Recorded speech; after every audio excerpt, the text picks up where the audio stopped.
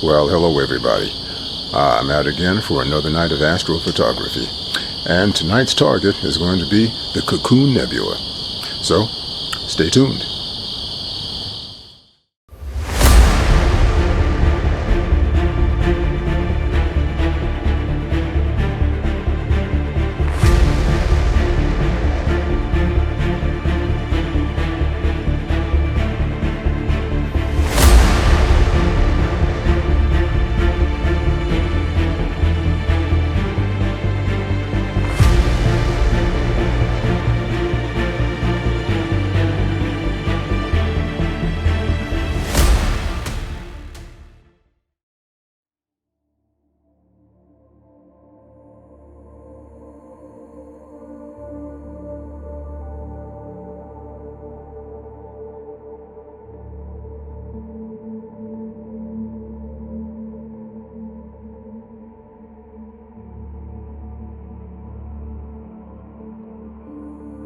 The Cocoon Nebula IC 5146 is a reflection emission nebula located approximately 2,500 light-years away in the constellation Cygnus.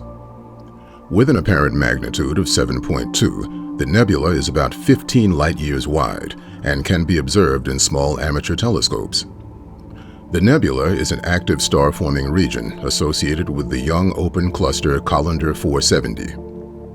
The Cocoon Nebula was discovered by British astronomer Thomas Espin in 1899. Embedded deep within the cosmic cloud is a cluster of newborn stars that are glowing bright and hot, emitting radiation that causes the surrounding gas to be illuminated and produce the emission nebula. Pictures of the Cocoon Nebula reveal a wonderfully poppy-like appearance, with a central star giving the nebula a floral resemblance. In fact, this central star is key to the nebulaic luminosity and is probably as young as just a few 100,000 years old. A veritable infant in cosmic terms. Just a fun fact. Reflection nebulae are mostly dust, so instead of glowing, they reflect light from the nearby stars. Whereas emission nebulae glow as the gases within them heat up and emit light.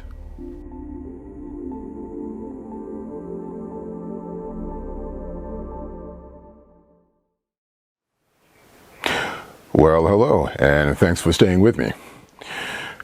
Well, boy, oh boy, it looks like this particular weekend is actually a continuation of the previous 5. The weather still has not cleared here. We've got cloudy skies and periodic showers all day. This is actually a Saturday today, and they're calling for the same type of weather tomorrow. So it doesn't look like I'm going to be able to get an imaging session in this particular weekend once again. But as I stated in the previous video, fortunately I do have quite a few images that I've shot over the last, probably 7 or 8 months or so. So I do have the advantage of being able to go back and go through some of those and choose something to actually start processing. All right, and as you saw in the opening, the Cocoon Nebula is actually the target that I decided to concentrate on. All right, I got around to processing that about yesterday, and I'm relatively happy with the results that I got with it. All right, it was shot with a one-shot color camera, the 533 MC Pro, and I used the Explore Scientific AR-102 telescope. And let's see, the L-Extreme Optolong L-Extreme filter was also, duo narrowband filter was also used on that. All right, I shot 3-minute exposures, and I got about 4.5 hours of total integration time on this particular target. Now, I wish I could have gotten more. I like to shoot for at least 5, but 4.5 was decent. This is a relatively bright target at a magnitude of 7.2. So 4.5 hours can still give you some pretty good results on a target that's that bright. Now, being that I was only able to get about 4.5 hours, and I'm also shooting a pretty relatively tight shot on this particular target, I wasn't able to capture the dust trail that's actually leading up to the nebula itself. Probably what I'm going to have to do the next time I image this particular target is to use a wider field scope. I have the Sharpstar 61, and that would give me a wide enough field to actually capture a lot of that, and in addition to more exposure as well.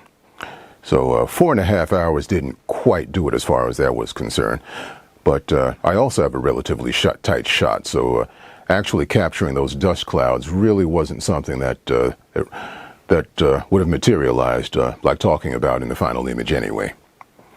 All right, that's about all I have for this particular video. And next I will show you the finished processed image of the Cocoon Nebula. All right, and as always, if you've enjoyed this video, please don't hesitate to comment, like, and please subscribe. All right, until next time, and clear skies.